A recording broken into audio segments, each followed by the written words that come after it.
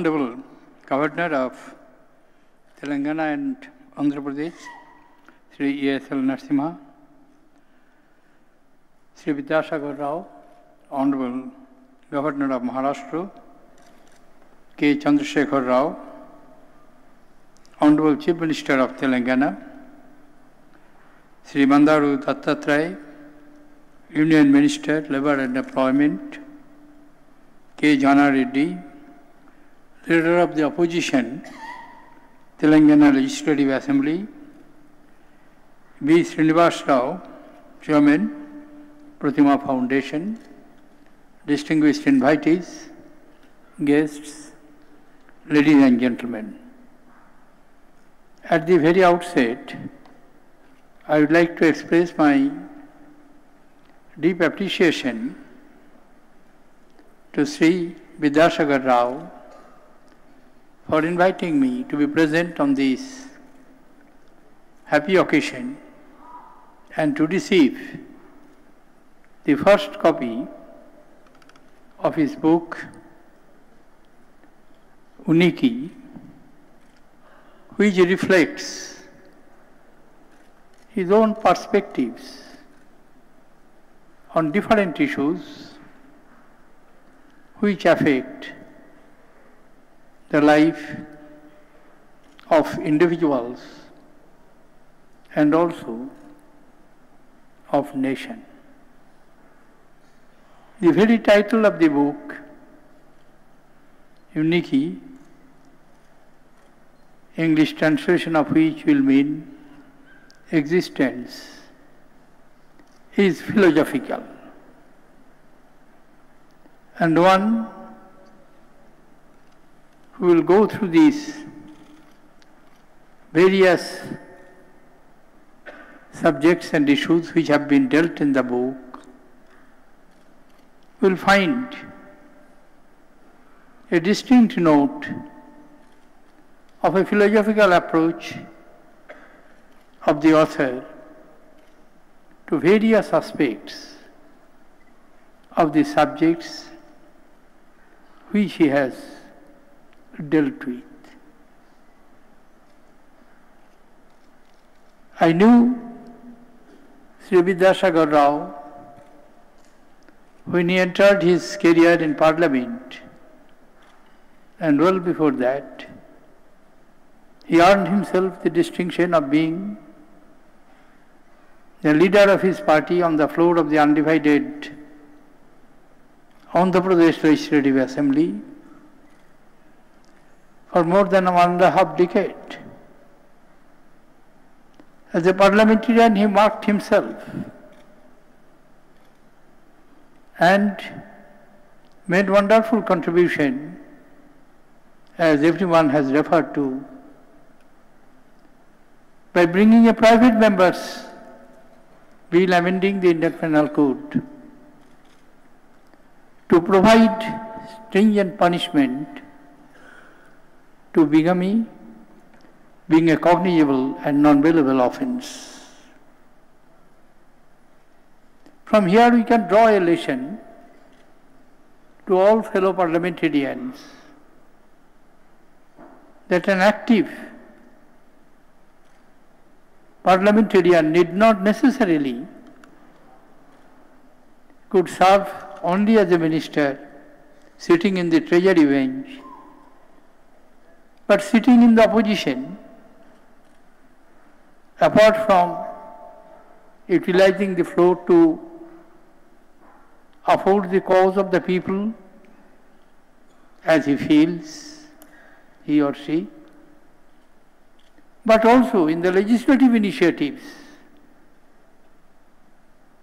like introducing private member bills, resolutions.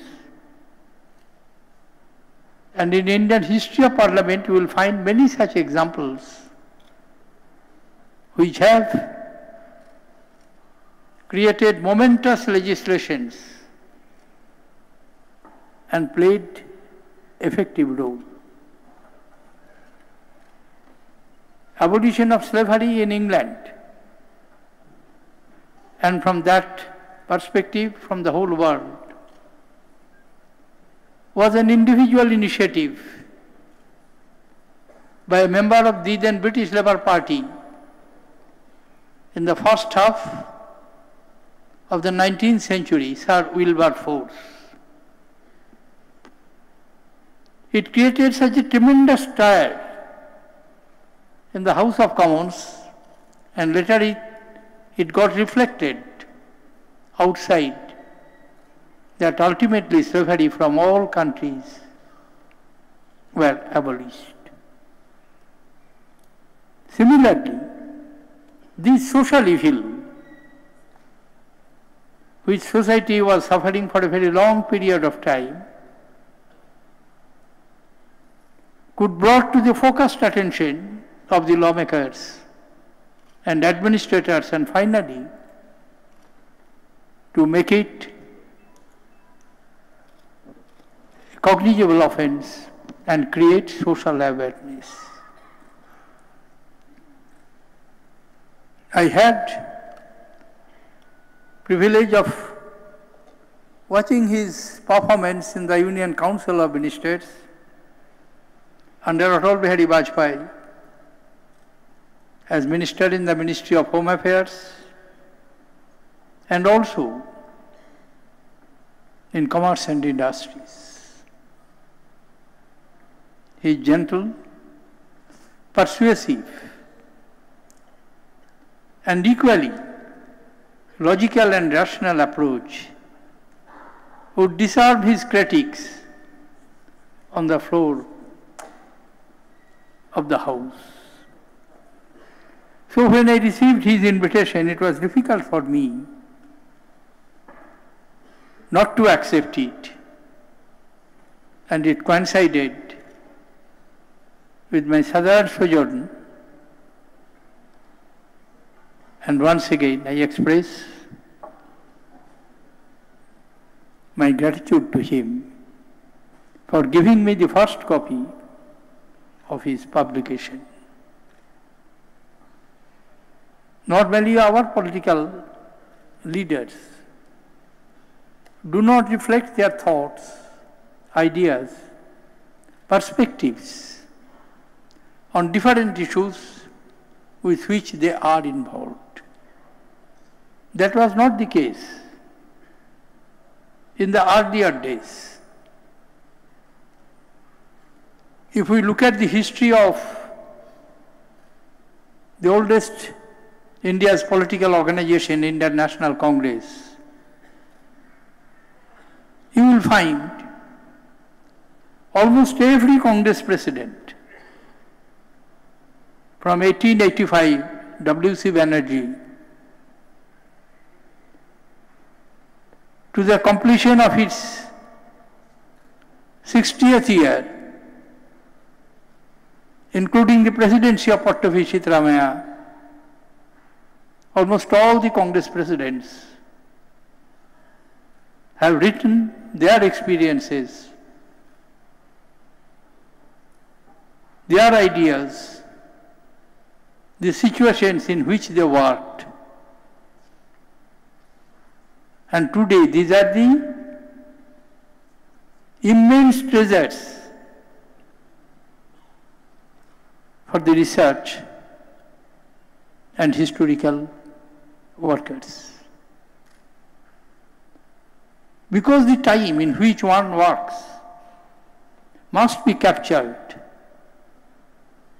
in one's individual perspectives, reflections, and ideas. I am happy Mr. Vidyasagar Rao is an exception to nowadays these rare happenings. I hope he will continue to go on writing and present his countrymen his own perspectives on issues which affect the life of the people.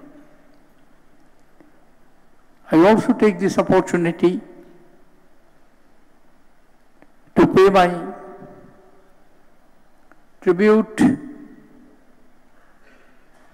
the leaders who have struggled to establish independent Telangana. Immediately after, almost immediately after independence, and finally seeing their dream coming to reality. I would hope and expect that both the states, undivided Andhra Pradesh, from where Telangana was carved out, now Andhra Pradesh and Telangana, they will work in harmony for the betterment of the people of this country. Because this is very important region, particularly this city. Hyderabad city is just not the state headquarters or a capital city. It is something more. The first concept of the cyber city, high-tech city, core competence of the modern day civilization, information technology, began with Hyderabad. It emerged as an educational hub. And not only the people of this region, or Telangana, or Andhra Pradesh, but the benefit have reached to whole of India. Therefore, it has its national importance. Always there will be problems, particularly when a new entity is created, carving out from its old framework. That raises many problems. I cannot, and I should not share my views on this important issue because I was personally associated in my earlier capacity for a very long period of time to deal with this issue. But only I would like to suggest that we shall have to learn one lesson in our domestic relations and also in our international relations, that we can choose our friend, but we cannot choose our neighbors. Our neighbors are going to stay where they are. We may like it, we may not like it. But it is for us to decide whether we should live with our neighbors in peace, harmony, or in perpetual tension. Choice is ours. And that is the lesson of history. One of the most important commandments of Christ was in the 10 Commandments, love thy neighbor. Therefore, my appeal to all concerned would be, now it is the reality. Telangana has come to exist. Telangana, Andhra and all other bordering states work in close harmony because we belong to India, and in working with close harmony we will ensure our sustainable development, which is the desire and for which Prime Ministers are taking a number of initiatives. And all initiatives are most important and significant. Clean India, Digital India, Make in India. All these are absolutely necessary for us to have our rightful place in the Committee of Nations, if we want to have it, and which is legitimately due to us. But we can have it only if we work in close cooperation and atmosphere of peace and tranquility, understanding and harmony. Nothing can resist us. We can fulfill all the cherished goals and achieve our rightful place in the Committee of Nations. Thank you, ladies and gentlemen, for giving me this opportunity of sharing some of my perceptions. Thank you. Jai Hind. మనమందరం జీవిస్తున్నాం. మన జీవనంలో 10 మందికి ఉపయోగపడాలి. అప్పుడే మన ఉనికిని ఈ సమాజం గురుస్తుంది, కీర్తిస్తుంది. విద్యాసాగర్ రావు గారు అట్లాంటి ఒక ఉనికిని మనం అందరం ఈ రోజు ఇక్కడ చెప్తున్నాము.